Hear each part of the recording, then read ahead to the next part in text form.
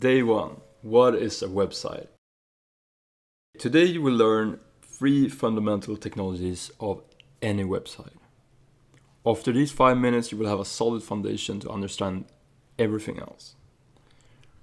Let's first take a step back. In your everyday life, you use language for various things.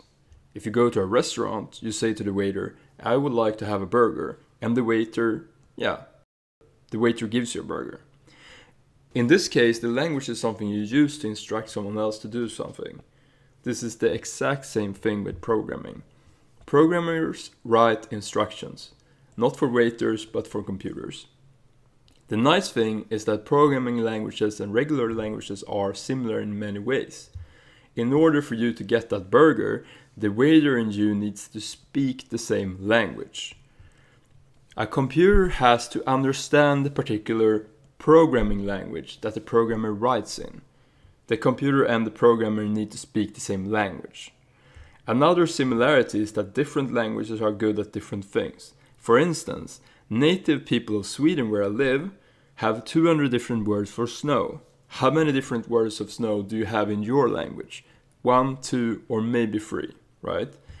The native people of Sweden have a lot of words for snow because they are surrounded by a lot of snow. It is important for them to know what the properties of the snow is for their everyday life. While others are just happy with being able to say, "There's snow outside my window," they need to be more specific than that. In computer programming, different languages are good for specific things. Some languages are good for making websites interactive. Other languages are good for styling the website. The 3 languages that we'll talk about today are important because they're embedded in the web browser. Whether you're using Safari, Chrome, Mozilla, or Internet Explorer, they all understand 3 languages. These 3 languages and the browser is like being in the US and knowing that people will understand English when you start to speak English. But it hasn't always been like this. So let's take a trip down memory lane. This is the first website ever created, and it was created by this guy, Tim Berners-Lee. He is the father of the internet. This website displays text and have links to various sites. It is basically like a piece of paper on the internet, with the addition that you can click some stuff and come to other sites. You might ask, why is it so ugly, and where's my newsfeed? When this was created back in 91, the languages used to make websites beautiful and interactive were not yet invented. When he created this website, there was only one language that the web browsers could understand: HTML. HTML is a markup language. This means that it is a language for specifying structure.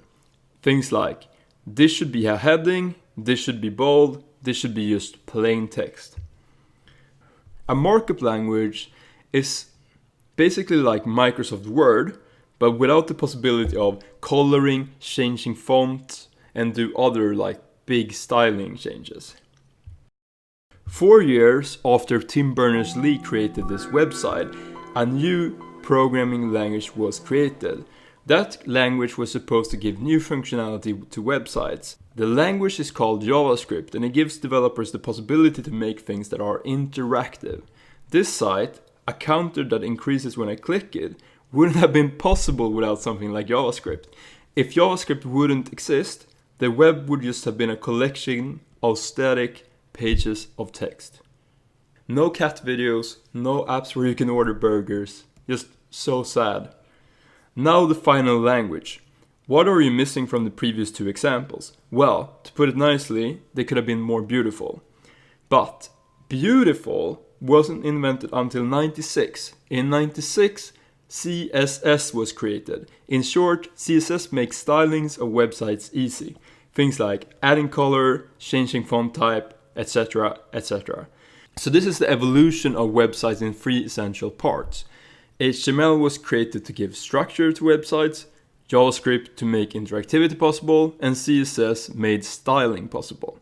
Today, if you want to play around with these 3 languages, I created a link that you find below, and you can just like play around with this website that I created, but you can also just not do that and wait for next episode tomorrow.